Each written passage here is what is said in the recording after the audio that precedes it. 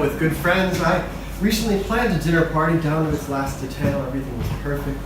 We just finished my vegan tiramisu when my friend Karen's new boyfriend, who's either called Phil or Will, starts telling a story about the time he faced down a bunch of animal-loving hippies outside the pharmaceutical company where he works.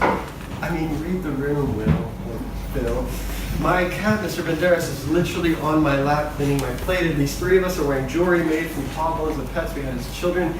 But this is where she is worth every penny. I didn't even have to give the interruption signal, and she stepped in with a universally appealing anecdote about how supermarkets arrange their shelves in ways to lure you in as far as possible in the store. If it wasn't for her, I might have had to defriend Karen. The following phrases are the most effective. I'm pregnant. Listen. Do you smell smoke? Have you ever wondered what it's like to be a worm? Did I ever tell you about when I was a skywriter, stripper, sommelier? Help me hence, ho! We're thinking of opening things up. I'm dying.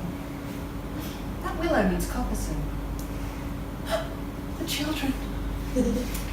Surrogate holidays.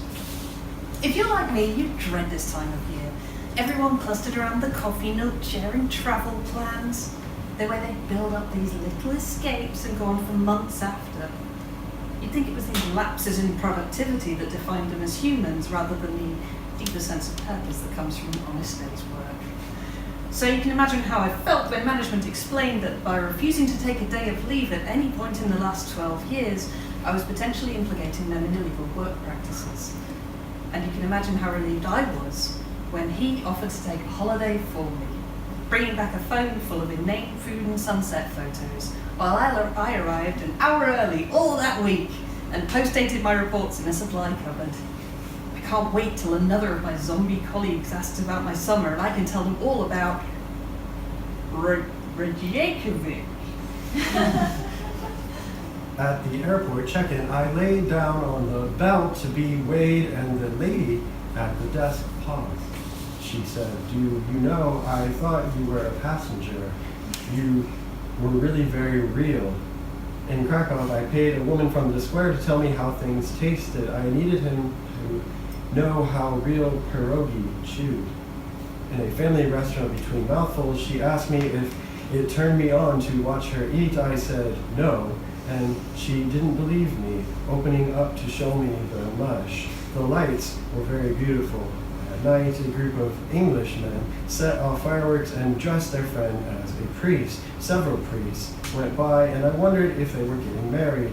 I went into a stranger's house to look at their art. They never guessed what I was. I was foreign, and that was fine." Miscellaneous emotional labor. If you're like me, you like a drink. And you deserve it. Work hard, play hard, burn at both ends.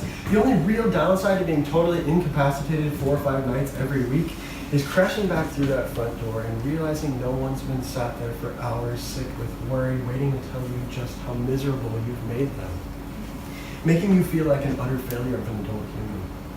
But like dear mom, and any number of exes, this is exactly what I get from her. She swears I'll put her in an early grave or early recycling bin or whatever, and I love her for it. When he staggers in, he is a glitching war machine. I watched a program on the Somme, and he is any of those young men, damaged and limping. Perhaps next time he will not come home, I think. I remember then who pays the bills that fill the charger that keeps me alive. I then remember the upgrades he refused because he wanted to keep me in version 2.0. He burbles in this state. He rages. He rejects all that he has drunk. I tell him my concerns, demand a damage report. I do not know why he doesn't. Popular media consumption. If you're like me, you don't really understand television. All day long, did you catch the latest episode of Who's He What Says? Catch these things, they say, like trains or the flu. Both an infection and something I'd have to arrange to catch. Or this term binging with its bizarre sense of achievement. If you're like me, you'd much rather spend an evening composing letters to local newspapers than watching any of these endless series meant to distract you from real problems, like the shambolic enforcement of local parking restrictions. But if you're like me, your colleagues, friends and relatives have also made clear that all human interaction will, for the foreseeable future, be entirely structured by TV references and consumption rates. If it weren't for his notes, I'd be left to rot. A hilarious case of mistaken identity. It's pastry week. It's showtime for the queens. Larry offends a stiff soccer mom. A riot breaks out and the guards are captured. Rebecca pretends she's a ping pong goddess, taking a man from Sasquatch to sex bomb. A little red panda hates the job that consumes her, behind the cult that rocked America. The agents pursue KGB cyborg Barry. We go behind the microphone. Under the sea to the wrecked Titanic. The country that brought us Carmen Miranda, a wilderness full of alien life. Why are so many Britons lonely? Who can Gaius trust? Everyone dies. Assassinations. Honestly, if you're like me, you wouldn't harm a fly. There is a buck and a pulling, and then everything gets heavy, and that is when you need hydraulics. Explanations for not wanting children. If you're like me, you've lost all hope for the future. But no one wants to hear how the planet will be uninhabitable within a generation, or how even if humans survive catastrophic climate change, it's decades at best before fascist movements and late-stage global capitalism will have finally destroyed any way of life worth living.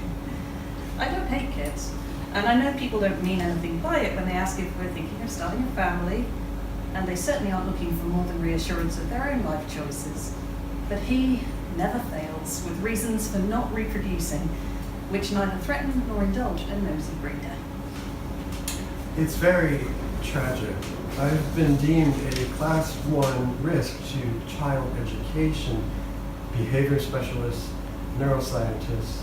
All of these have determined that my influence, even just my presence, will set a 5-year-old's reading age back to birth.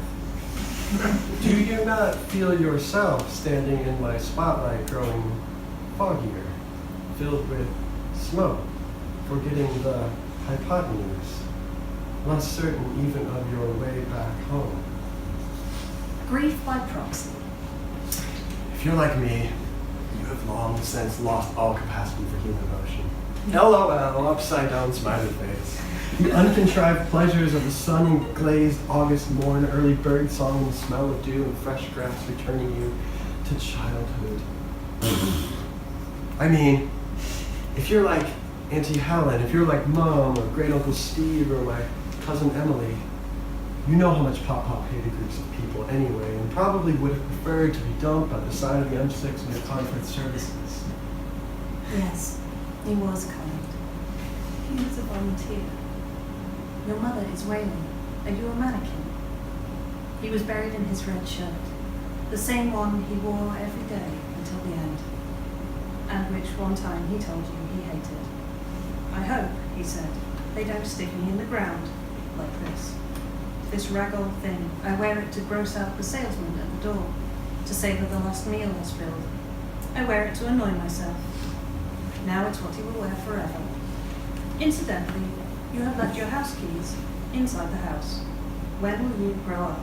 You have disappointed all of us.